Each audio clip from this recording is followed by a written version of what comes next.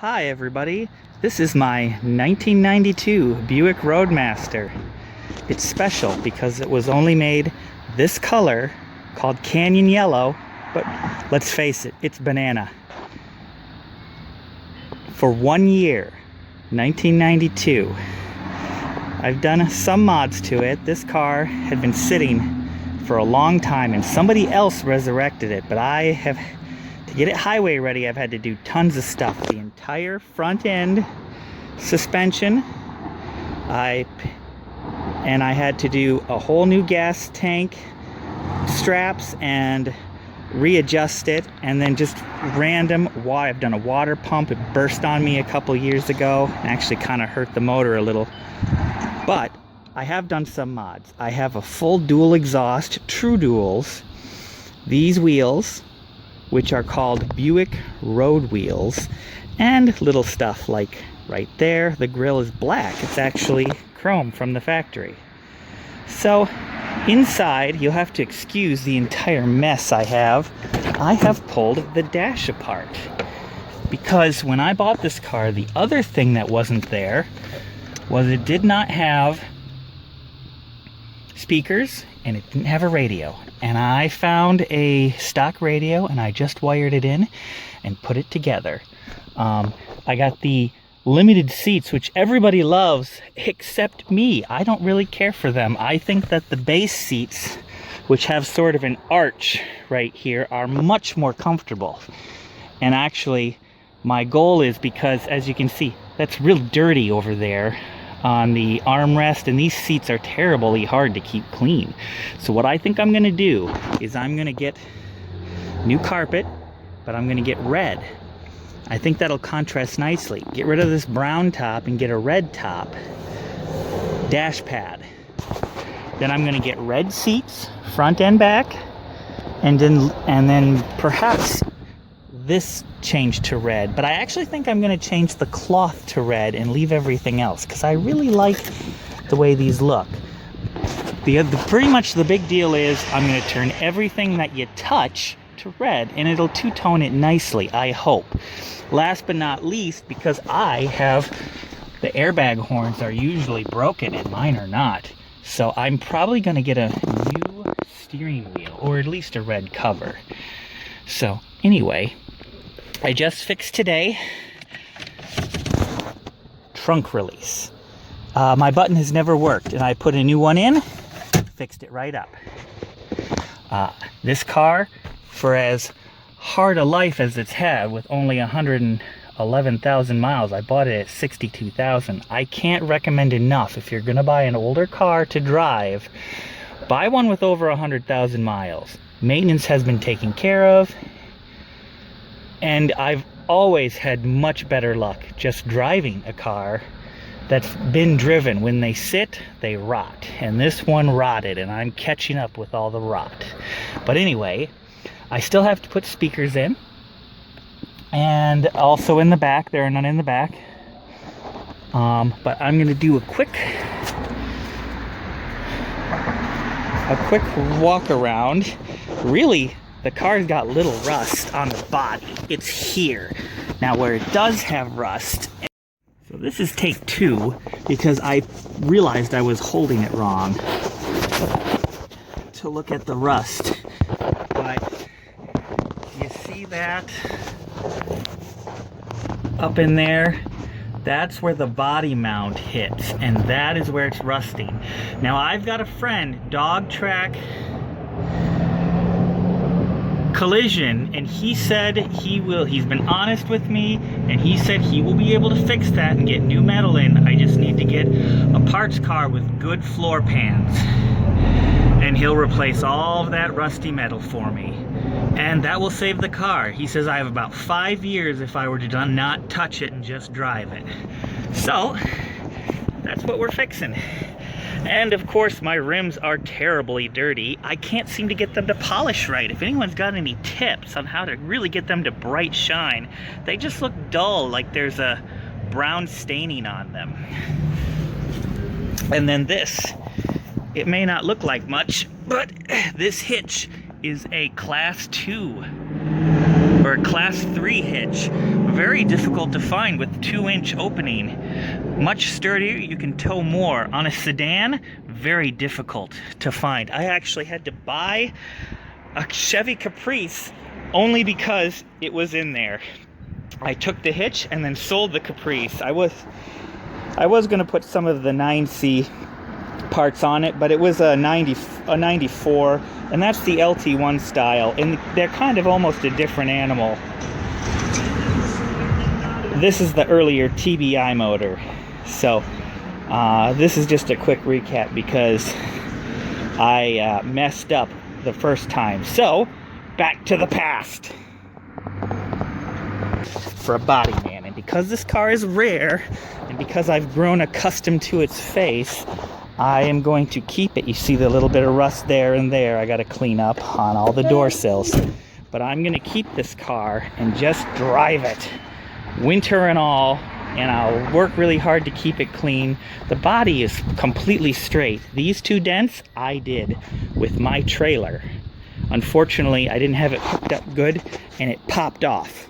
Another step will be to paint this to match the banana yellow. So I pretty much call this my Loadmaster. And since it has a different bolt pattern, I found the old hubcaps. They were actually really difficult to find, so at least it matches because these tires were brand new. But it's got a box which I put on and it weathered terribly. Please excuse my mess. And the hubcaps, that was from the hubcap Christmas tree. I haven't put them away back in storage yet. So anyway, so that's a walk around of the car. It's filled with stuff because my wife is working and I'm not during this crisis, and because of that the car has been sitting, and I've also used it as a work car. I drive this 100 miles a day. But we will do a real quick, and what everyone wants to see. And all Roadmasters do this. I don't know why. Come on. There we go. For some reason, they always need a little help to pop. Okay. So, nothing special in here. Just your average 350. Right now I've got a little bit of an intake leak right there, and I am going to put a new water pump. Even though I replaced this one, I think they gave me the wrong one and I've never been happy with it. But AC works. That's incredible in Michigan. I didn't do anything to it. I just changed the PC valve and the car ran a ton better than it has been. And just an open filter. I tried some numerous other filters, including the 93 Cadillac, which is a big circle one, but it didn't fit right. And I've not been able to find anything I like. I probably will put this back and make some sort of dual ram air system at some point. I have always liked using the ram air, but otherwise, this car has done me pretty well. Got some things to fix on it, but as long as it's sturdy, I'm gonna keep driving it. Oh, I also need to do a windshield at one point. Cracked. And then the sides trim, it's not all silver. There's supposed to be a gray rub strip, and that's gone. So, but anyway, everything power works on the car. Everything drives really nice. It does pull a little bit. There's something still in the suspension, and I put coil over shocks in, but I'll need to put real springs in this year. This is my brand new Cooper Cobras. I always put performance tires on a car if I can, but I've just been really happy with it. And mine has the quarter vinyl roof, which I don't really like, but it looks okay on this car because it matches yellow. So that's a walk around of the car. Now we're gonna go inside and I will show you what we're doing with the dash and why it's all tore apart. Okay, so this is what I'm doing. The dash, to get the radio out, is this monster piece. Really difficult to get out. It's not that it's hard, it's just you're gonna break it getting it out if you're not really careful. And in the 92, it was attached to this bottom piece, the trim piece. And a lot of people don't realize that, and they'll start. But a reason I have another one that's just this is there's two reasons. First of all, somebody right here, they wanted to put what's called a double DIN radio in, and they cut into the thing. And I'm sure it was fine for them, but I don't like it. It was the original owner's grandson sort of tried pimping this car out. And then I discovered something. I went and got one out of a wagon and realized there's an extra hole. And that's because they use it for the buttons to open the back hatch and use the rear wiper. And so because of that, there's an extra hole there. And so what I think I'm going to do is I'm going to get the switches. I don't have the switch, unfortunately, right now. But I'm going to get the switches, and then I'm going to pull and I'm going to change them to do fog lights and maybe something else electrical as a modification. I'm not sure what. So what I'm going to do today is I'm actually going to take this and I'm going to break it off. I'm going to flip it over, I'll show you. There are little tabs glued to the factory, like plastic riveted on. I'm going to break them all off, release this, and then I'm going to just simply get some double-sided tape and some glue, and I'm going to set it in place and then hopefully have it.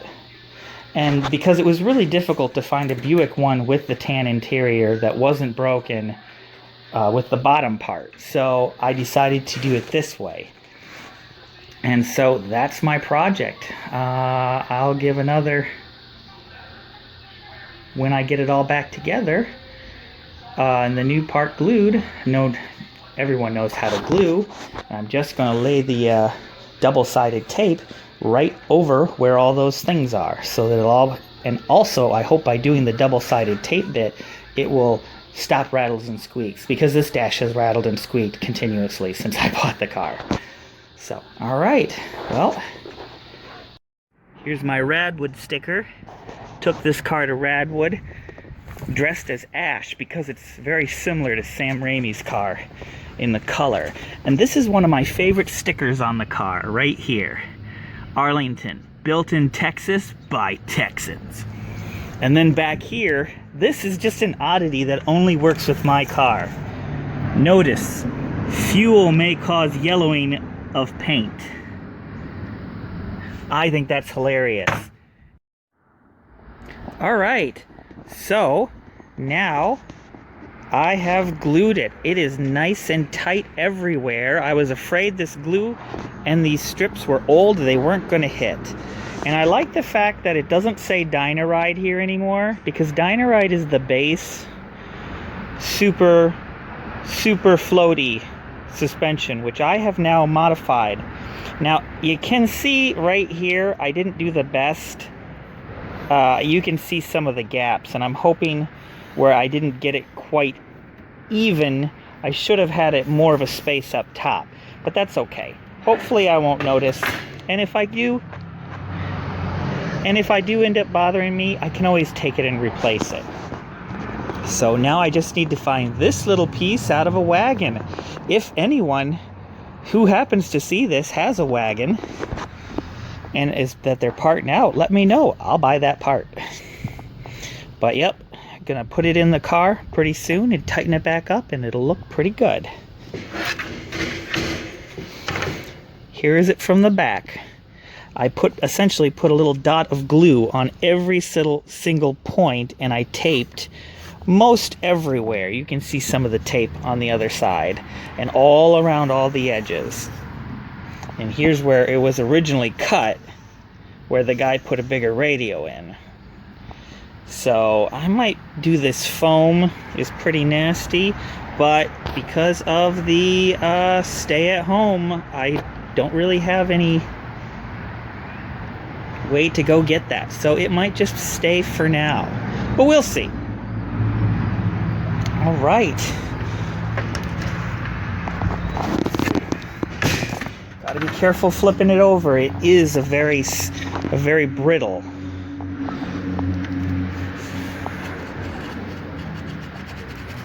A little bit of gunk on there. But yeah, it looks good, and I'm really pleased at the moment. This had more scratch. This wood was not in as good a shape as my other wood, and the chrome is not in as good a shape, but it's a trade-off for now. Either way, it's better. All right. Thanks for watching. Time to tinker on something else. All right. Here we are, and this is the now completed dashboard. All got it back in. That's the empty space where I'm going to put the wagon controls, even though mine's a sedan, and use them for fog lights. But yeah, it looks way better on camera. The car interior is your typical 90s plastic, but it looks good. And I just pulled the front speakers, which have the little tray to set them in. The rear ones, I'm gonna have to figure out something. I'm not sure why, but she's ready. I put this back together, and there's the radio, upper factory radio. And unusual, here, I'm gonna start it. No check engine lights, although the check engine light will turn on eventually because of the true duals. It's not quite understanding that. Good oil pressure for about the first hour, and automatic climate control, which does have a really cool feature where you can hit mode buttons and figure out, I think you hit one of these two buttons. I don't remember which one.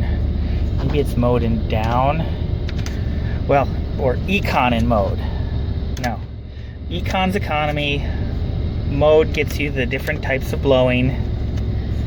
And it says it's 81 degrees, but I don't think that's right. Oh no, it's 62. It must be set for 81. That is way too warm. Automatic, which I don't really like using automatic. I find it never quite knows what you're doing. But the radio does something really cool. If you turn it, you actually don't twist it like a knob. You just twist and hold. Oh, turn it on. So, twist and hold, and the volume goes up. Twist and hold, volume goes down. Same with the stations. It's not my favorite way of doing this, but it's kind of interesting. I usually use Seek, or I program all my buttons.